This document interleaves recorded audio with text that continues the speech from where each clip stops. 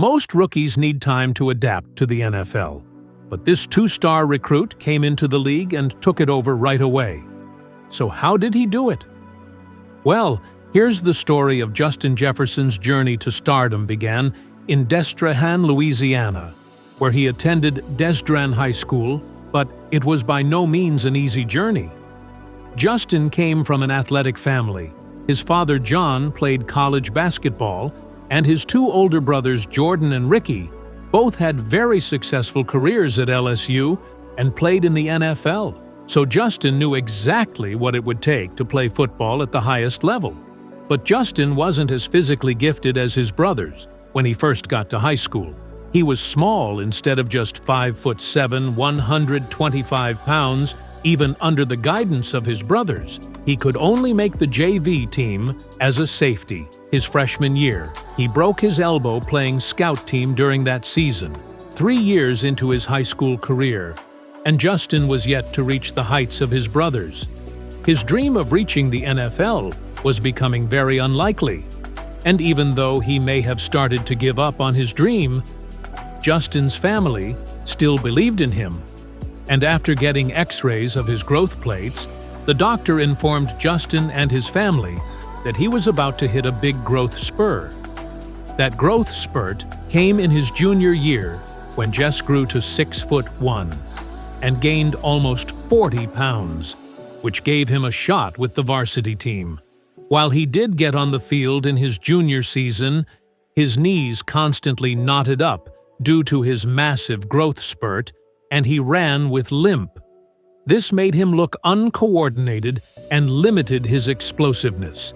So with one last off-season to follow his brothers and play Division I college football, Justin was on a mission. He started to spend countless hours with his older brother Jordan, working on route running and watching YouTube videos of NFL receivers, picking out things to add to his game. And once it was time for his final high school season, all of his hard work paid off. His knees were no longer knotting up, and he became a dynamic playmaker. Justin exploded with 44 receptions for 956 yards and 9 touchdowns. This was just a small glimpse of what the rest of his career would look like. The problem was, even after Justin's amazing senior year, he was still just a 2-star recruit, without any major offers. Division I programs were worried, because off the field, Justin needed to complete a summer class. In order to graduate, his father even talked to him about potentially taking the Division II route. But luckily, the Jefferson last name carried a lot of weight at one school in particular. So when LSU head coach Ed Ogeron said he's got a scholarship waiting for him, whenever he's ready, Justin knew what he needed to do. He completed his summer class and became LSU's final scholarship member in the fall of 2017. It wasn't an easy road to college football, but Justin Jefferson was right where he always wanted to be. Right where his brothers were before him. He was an LSU Tiger in his freshman season. Jefferson only played in 2 games, recording just 1 rush for 4 yards. But it was in his sophomore year that he would put the nation on notice. Justin Jefferson had arrived, and there was no looking back. His connection with new transfer quarterback Joe Burrow was immediate, and Jefferson led the Tigers in receptions, receiving yards and touchdowns that year with 44 receptions for 875 yards and 6 touchdowns. We didn't know it yet, but this level of production was just scratching the surface. And Jefferson's junior season, he was a part of what was perhaps the greatest college football team of all time. This was primarily because of their incredible passing attack with Joe Burrow, throwing to the greatest wide receiver duo college football has ever seen in Justin Jefferson and Jamar Chase. They were unbeaten with relative ease during the regular season, and Jefferson led the nation with 111 receptions. His 18 receiving touchdowns were second and 1,540 receiving yards, third in the country in the first round of the college football playoff against the Oklahoma Sooners. Jefferson caught 14 passes for 227 yards and 4 touchdowns in the first half. He followed this record-setting performance in the national championship against the Clemson Tigers with a 9-catch, 106-yard game in a blowout win. Justin Jefferson had nothing left to prove in the college game. He chose to forego his senior year and declared for the NFL draft. In just 3 years, he had gone from an unranked recruit to a projected first-round NFL draft. But heading into the draft, there were still questions about his athleticism. Jefferson often beat DBS with his crafty route running rather than using pure speed or strength. So NFL scouts had doubts about his explosiveness. At the next level, he quickly silenced his critics after running a 4.4340 at the Combine, but there were still doubters. Experts weren't sure if he could line up on the outside against the best corners in the league and be a true number 1 receiver, so much so that in the 2020 draft, 4 receivers were taken ahead of him, including Jalen Reagor, who the Eagles selected 1 pick ahead of Jefferson. But after a short wait, with the 22nd pick, the Minnesota Vikings selected Justin Jefferson, and he would enter the league with big shoes to fill. Right away, earlier that off-season, the Vikings traded away fan-favorite receivers Stefon Diggs, who was crucial in Minnesota for years, and replacing him wouldn't be easy.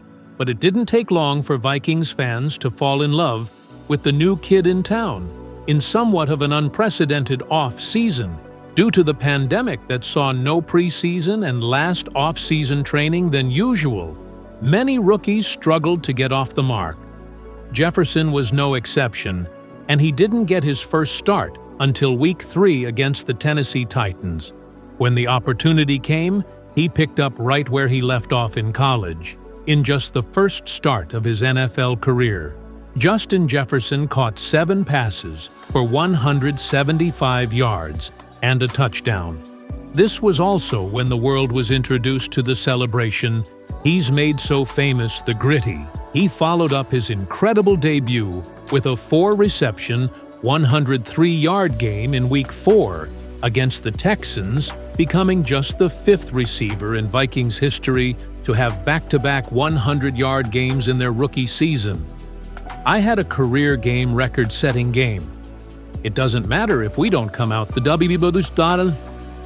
USA, then it's pointless. After 4 weeks and just 2 starts, Justin Jefferson had put himself among the best pass catchers in the league. He showed no signs of slowing down after a week.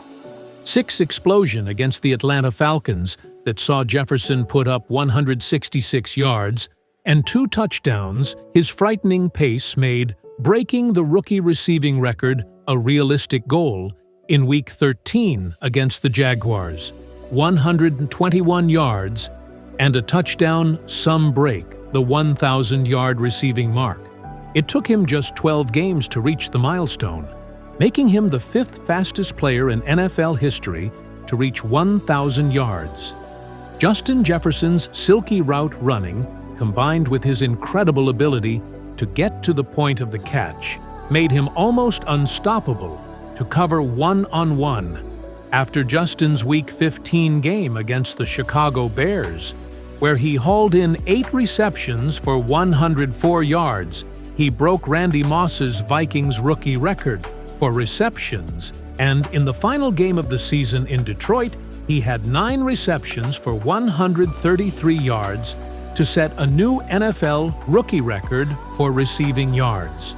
Jefferson finished the year with 8 receptions for 1,400 yards and 7 touchdowns, was selected to the Pro Bowl, and was a second-team All-Pro. Despite his historic rookie year, he placed second in Offensive Rookie of the Year, voting to quarterback Justin Herbert. Then, just when we thought Justin Jefferson had hit his ceiling, he came into his second gear, looking better than ever,